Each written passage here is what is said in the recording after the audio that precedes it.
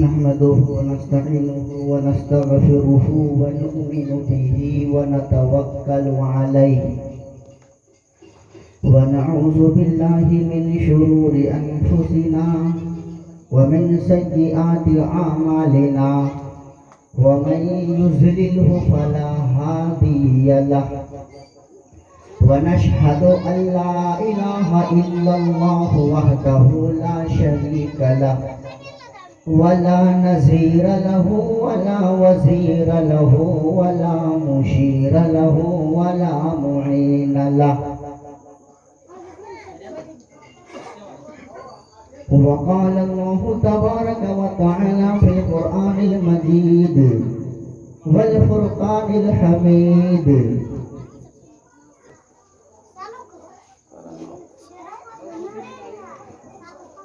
بسم الله الرحمن الرحيم وخلقناكم أزواجا وقال النبي صلى الله عليه وسلم الحمد لله الذي أبدع الأفلاك والأرضين والصلاة على من كان نبيا وآدم بين الماء والطين وعلى آله وصحبه أجمعين وقال النبي صلى الله عليه وسلم ولمالها ولجمالها ولحسبها ولدينها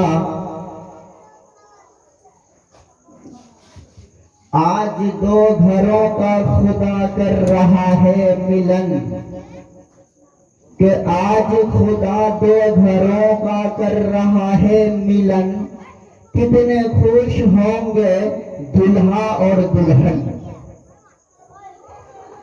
سامعین کرام، جہاں تک میری آواز جا رہی ہے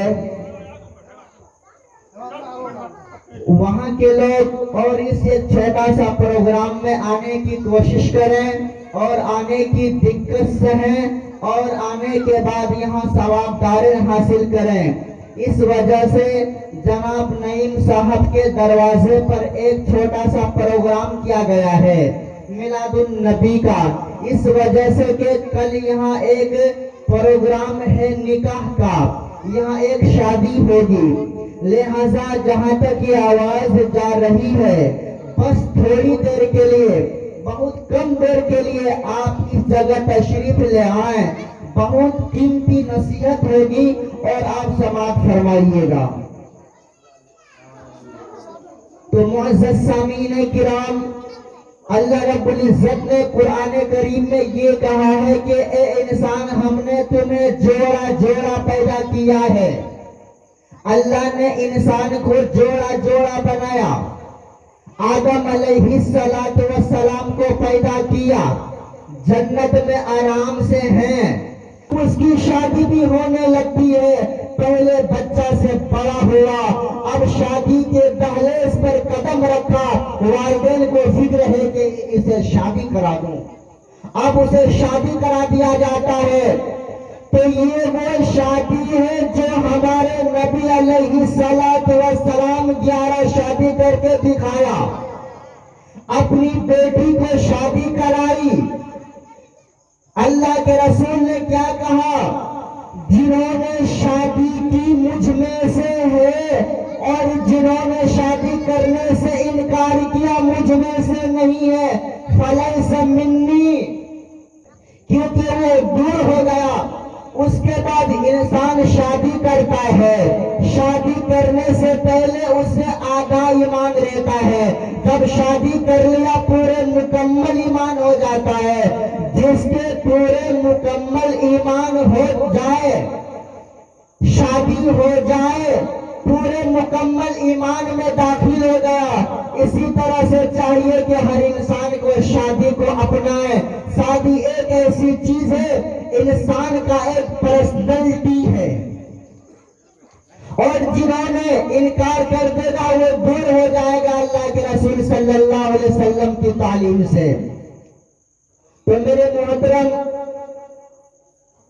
ایک جگہ ہمارے نبی علیہ السلام ایسے محفل میں بیٹھے ہوئے ہیں ایک عورت آتی ہے کہتی ہے اللہ کے رسول ہم سے شادی کر لیجئے، نبی منہ پھیر لیتے ہیں۔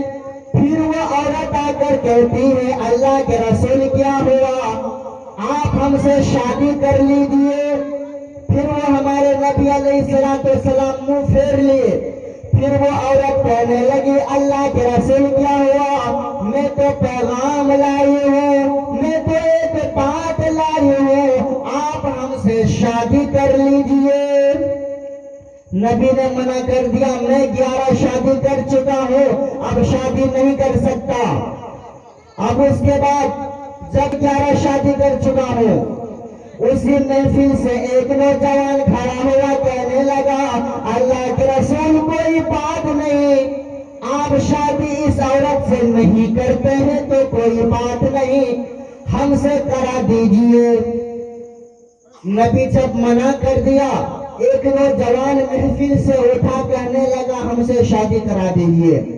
اللہ کے رسول جناب محمد الرسول اللہ زور سے کہیے صلی اللہ تعالی علیہ وسلم نے فرمایا ایک کام کر لو، میں شادی نہیں کر سکتا، یہ عورت یہ مرد دونوں تیار ہے کیا شادی کرنے کے لیے؟ شادی کر لو۔ اس عورت سے کہا گیا اس مرد سے شادی کر لو۔ اس مرد نے کہا ہمیں ہی کرا دیجئے۔ نوجوان بھی تیار ہو گیا شادی کرنے کے لیے۔ اب اس کے بعد وہ عورت بھی تیار ہو جاتی ہے شادی کرنے کے لیے، دونوں شادی کرنے کے لیے تیار ہو گئے۔ لڑکا سے کہا گیا ایک کام کر لو، مہر کے لیے کچھ لے آؤ۔ وہ نوجوان گیا گھر میں تلاشا، مہر کے لیے کچھ نہ ملا۔ نبی علیہ السلام نے کہا اے نوجوان سنو، جاؤ، کچھ نہ ملے ایک کام کر لو، لوہے کی انگوٹھی بھی مل جائے وہی مہر میں دے دینا اور شادی کر لینا۔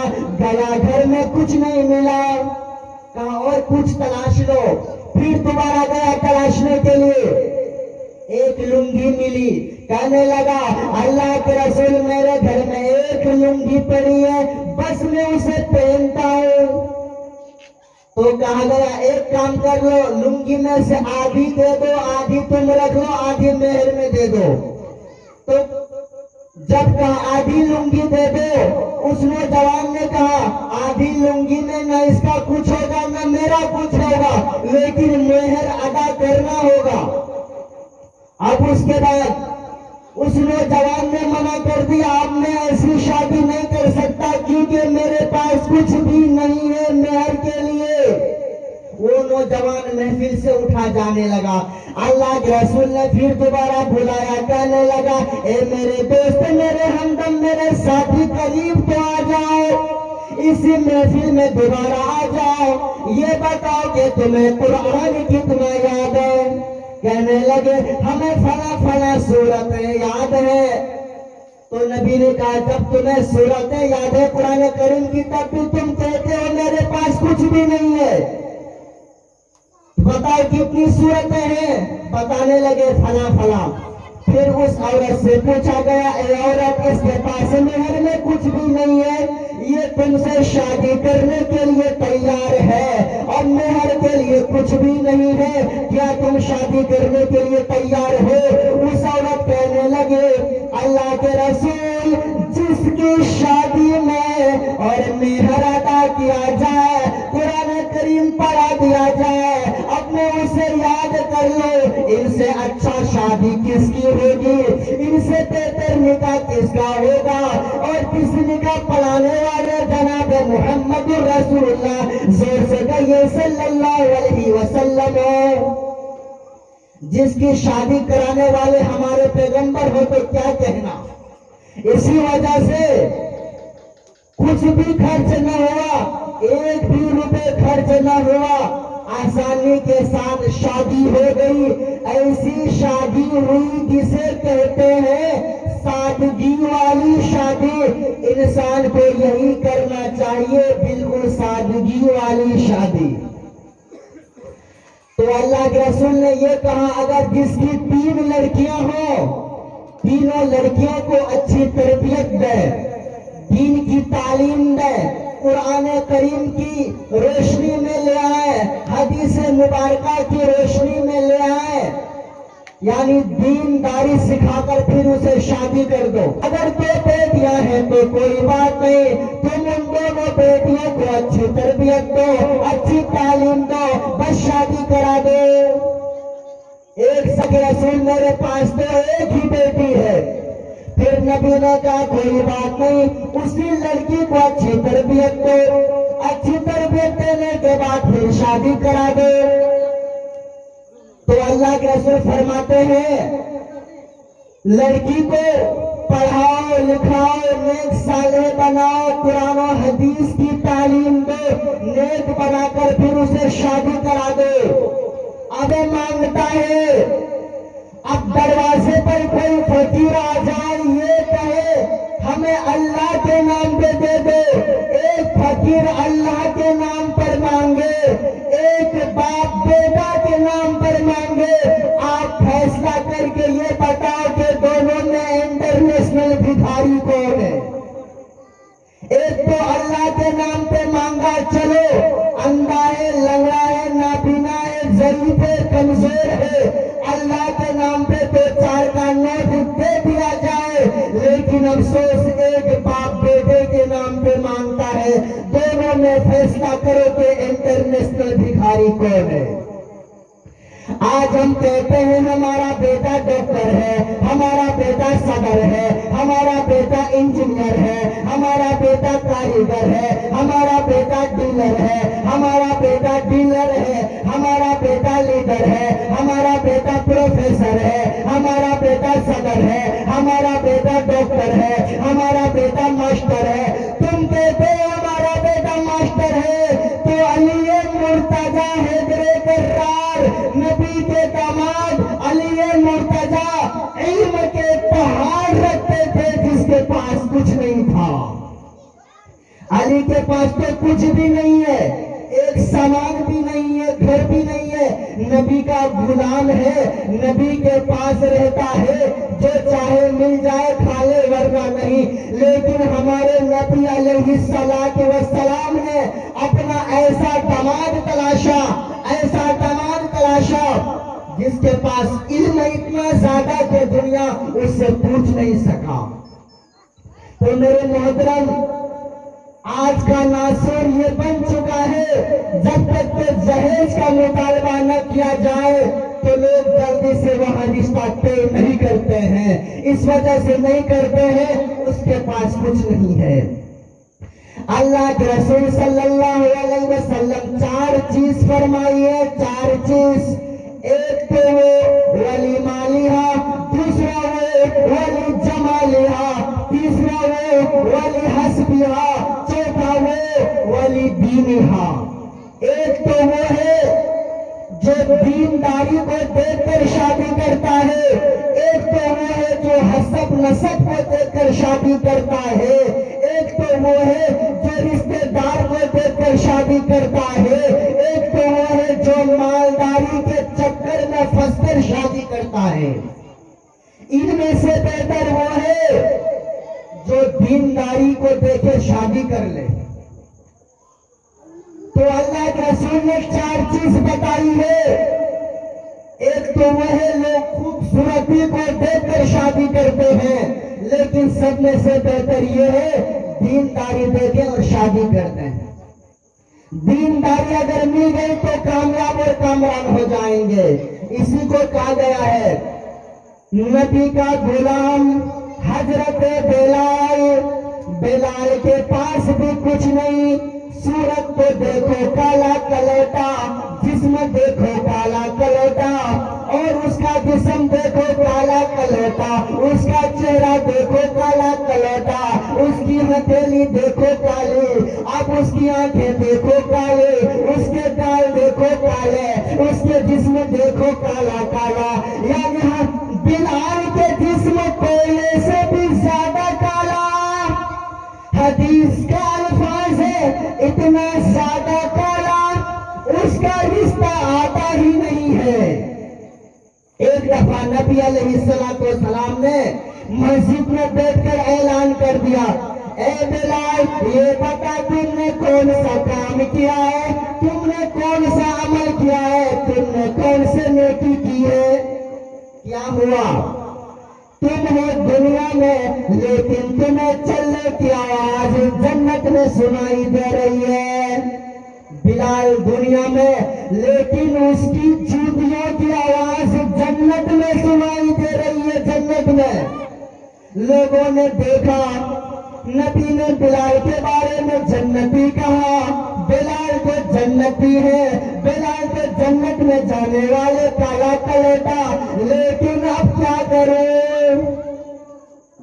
جب دیکھا یہ بلال جنتی ہو گئے، بڑے بڑے پردھان آ گئے، کہنے لگے اے بلال تمہاری شادی نہیں ہوئی ہے اس وجہ سے جو کہ تم کالے کلر کے ہو، لیکن میری بیٹی چاند ہے، ایک نظر میری بیٹی کے اوپر پڑ جائے تمہاری، اس کے بعد پسند آئے تو شادی کر لینا۔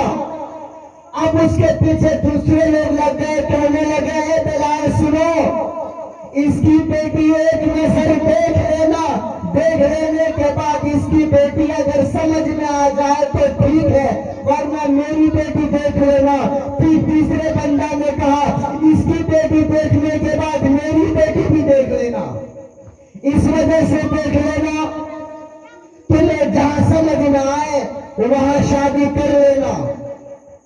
بتائیے لوگ کیا تلاشتے تھے؟ پہلے یہ تلاشتے تھے دینداری، آج ہم دولت داری سمجھتے ہیں۔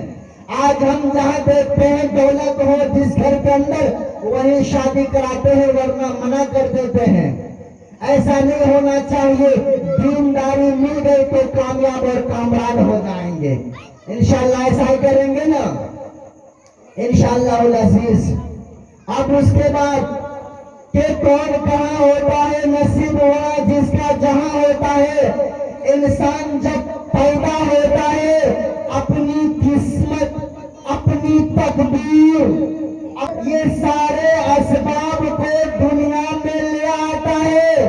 کس کی موت کہاں ہوگی، کون کہاں جائے گا، کس کی شادی کہاں ہوگی، انسان اپنے مطابق سے یہ سامان لے کر آتے ہیں کہ کل کیا ہو جائے گا، اس کی تقدیر میں یہ چیز لکھی جاتی ہے کہ کس کا نکاح کہاں ہوگا، کس کی شادی کہاں ہوگی۔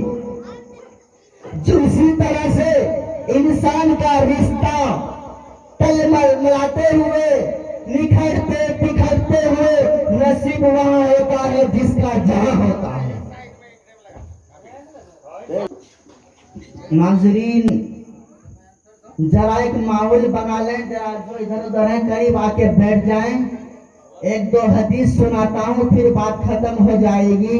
ایک دفعہ درود مبارکہ پڑھ لیجیے، اللہم صلی علی محمد وبارک علی محمد۔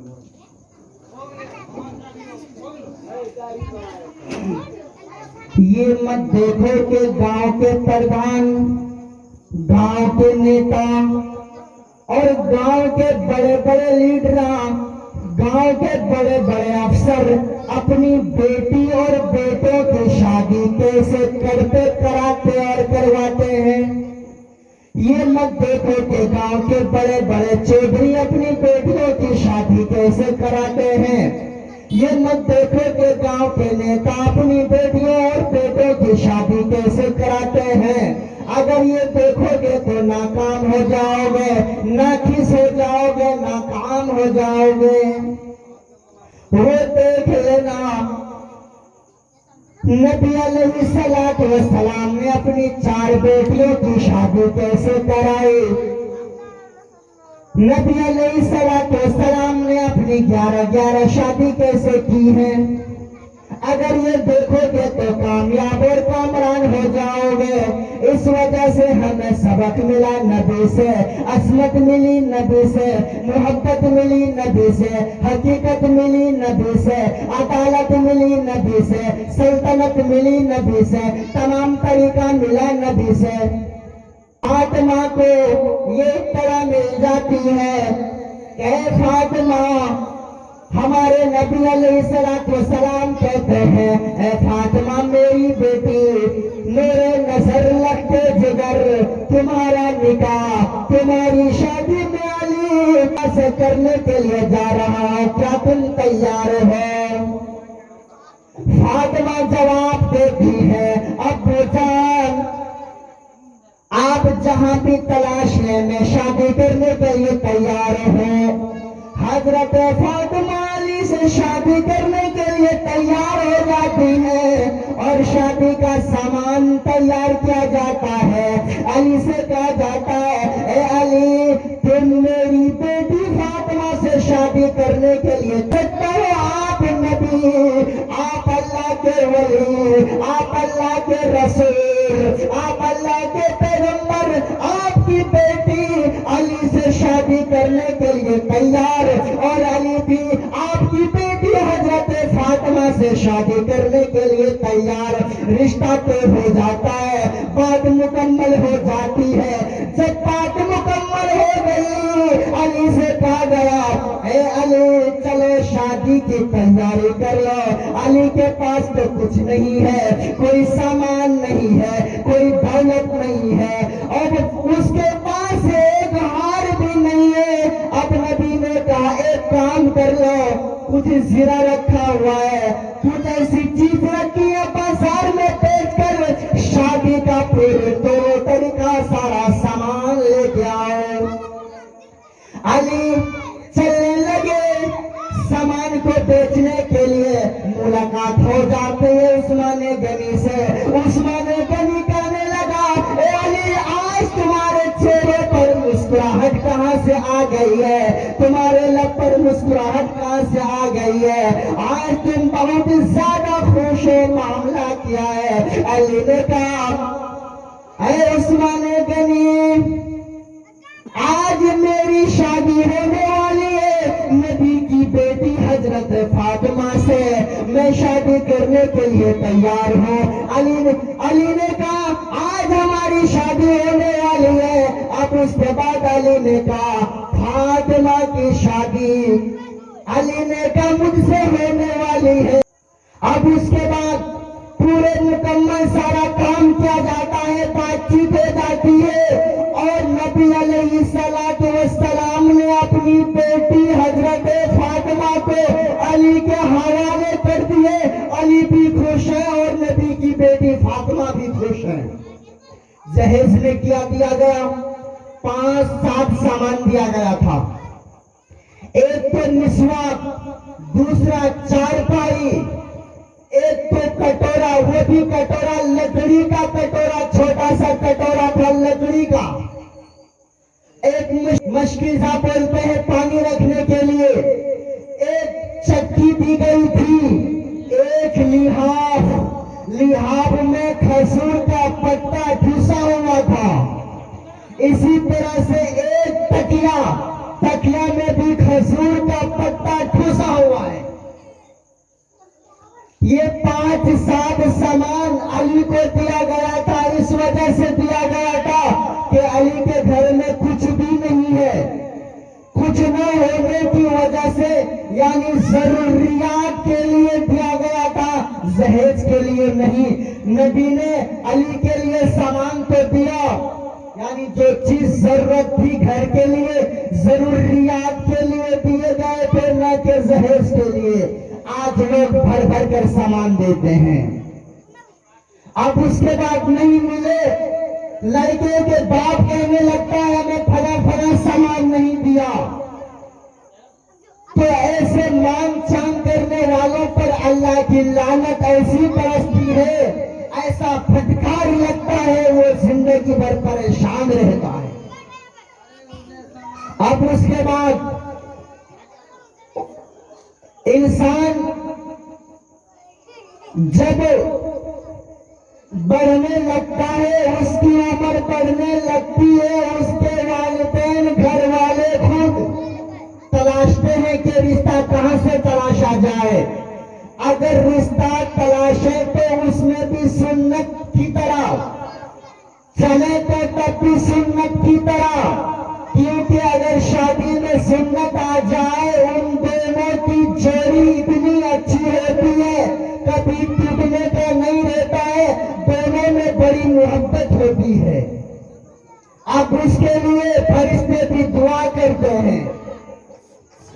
انشاءاللہ العزیز ایسے کریں گے. درود شریف پڑھیے. اللہم صلی علی محمد و بارک علی محمد کما بارکت علی ابراہیم و بارک علی محمد کما بارکت علی ابراہیم و بارک علی محمد حمید مجید. اللهم ربنا آتنا في الدنيا حسنة وفي الآخرة حسنة وقنا عذاب النار وقنا عذاب القبر وقنا عذاب الحشر وقنا عذاب الدعين وقنا عذاب الدعاء وإلهكم إله واحد لا إله إلا هو الرحمن الرحيم. یا الہ العالمین ہم لوگ گنہگار ہیں، خطا کار ہیں، سیاہ کار ہیں، حیا کار ہیں. اے اللہ ہماری گناہوں کو معاف فرما، ہماری خطاؤں کو معاف فرما، ہماری گناہوں کو دور عطا فرما. یا الہ العالمین خاص طور سے اس دروازے پر ایک نکاح ہونے والا ہے. اے اللہ ایک شادی ہونے والی ہے اور اس نکاح میں تو برکت عطا فرما، تو اپنی طرف سے غیب کی طرف سے رحمت عطا فرما اور ان دونوں کی زندگی میں محبت اور یا اللہ ایسا سلیقہ دے ان دونوں کی زندگی میں، دونوں میں محبت خوب زیادہ بنی رہے، دونوں میں الفت بنی رہے، دونوں میں حقیقت بنی رہے. یا الہ العالمین یا اکرم الاکرمین جس کا نکاح نہیں ہوا ہے یا اللہ جو بھی پریشان ہے رشتے کے خاطر یا اللہ اس کو بھی اچھے جگہ سے اللہ اچھا رشتہ پہنچا دے. یا الہ العالمین ہمیں مانگنا نہیں آتا ہے، جو کچھ مانگتے ہیں آپ کے حبیب کے صدقے سے مانگتے ہیں وہ عطا فرما. یا الہ العالمین ہمیں دینداری عطا فرما. یا اللہ جو دین سے دور ہیں اس کو دینداری عطا فرما. یا اللہ جو بیمار ہیں اسے شفا عطا فرما. یا الہ العالمین جو مسجد سے دور ہیں اس کو مسجد تک پہنچانے کی توفیق عطا فرما.